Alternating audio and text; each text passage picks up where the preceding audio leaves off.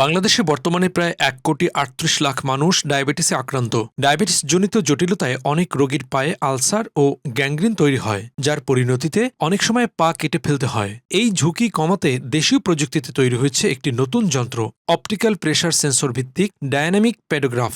ঢাকা বিশ্ববিদ্যালয়ের গবেষকদের উদ্ভাবিত এই প্রযুক্তি খুব অল্প সময়ে ডায়াবেটিস রোগীদের পা রক্ষায় ভূমিকা রাখবে। আমাদের এই কাজটিকে উপলক্ষ করে ইংল্যান্ডের শেফিল্ড বিশ্ববিদ্যালয়ের সঙ্গে একটা লিঙ্ক তৈরি হয় এবং সেখানে আমার যাওয়ার সুযোগ হয়।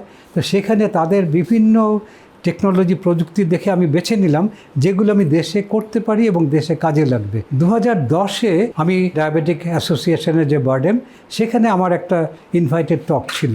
সেখানে আমরা কি কাজ করেছি এগুলোর উপর আমি একটা বক্তৃতা দিচ্ছিলাম যে স্বল্প মূল্যে টেকসই যন্ত্রপাতি আমরা দেশেই তৈরি করতে পারি।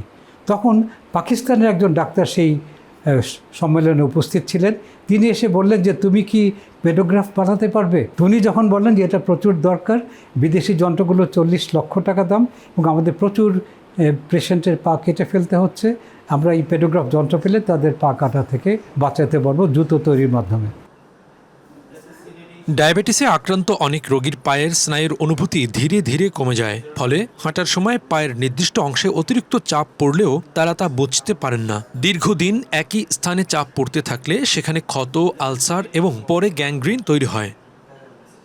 এই সমস্যা প্রতিরোধে ঢাকা বিশ্ববিদ্যালয়ের বায়োমেডিক্যাল ফিজিক্স অ্যান্ড টেকনোলজি বিভাগের অধ্যাপক সিদ্দিক এ রাব্বানীর নেতৃত্বে তৈরি হয়েছে অপটিক্যাল প্রেসার সেন্সর ভিত্তিক ডায়নামিক পেডোগ্রাফ। রোগী যন্ত্রটির উপর দিয়ে হেঁটে গেলে এটি কম্পিউটারের মাধ্যমে পায়ের প্রতিটি অংশের চাপ বিশ্লেষণ করে জানিয়ে দেয় কোথায় অস্বাভাবিক চাপ পড়ছে।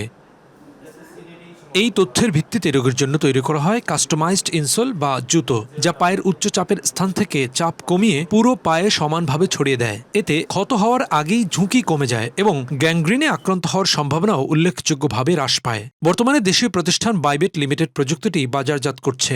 এটি আমাদের তৈরি ডায়নামিক পেডোগ্রাফ যন্ত্র। এর মাঝখানে যে কালো জায়গাটা দেখছেন, এটি হচ্ছে আমাদের এর সেন্সিং এরিয়া।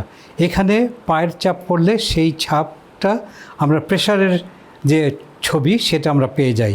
আচ্ছা, তুমি হাঁটো, আস্তে আস্তে হেঁটে আসো। তো ও যখন এভাবে হেঁটে আসলো, এটা কম্পিউটারে রেকর্ডেড হবে।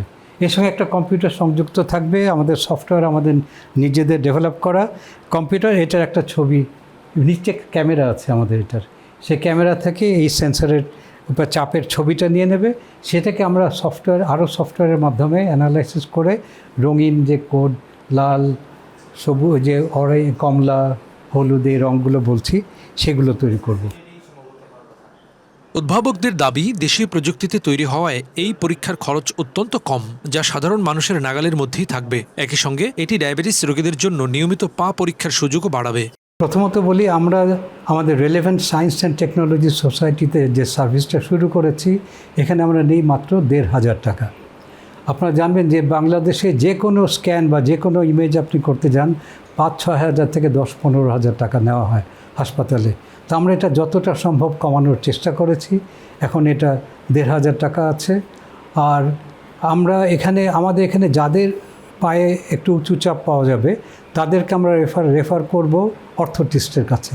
উনি এখন তার পায়ের আকার হিসাবে, জুতোর ডিজাইন হিসাবে দাম ভ্যারি করবে। সেখানে হয়তো 2-3 হাজার থেকে 4-5 হাজার টাকা হতে পারে। গবেষকদের মতে, সরকারিভাবে এ ধরনের স্বাস্থ্য প্রযুক্তির প্রসার ঘটানো গেলে দেশের লাখো ডায়াবেটিস রোগী অল্প খরচে আধুনিক সেবা পাবেন। হেমায়েতুল্লাহ নূর, মেডিকেল পোস্ট।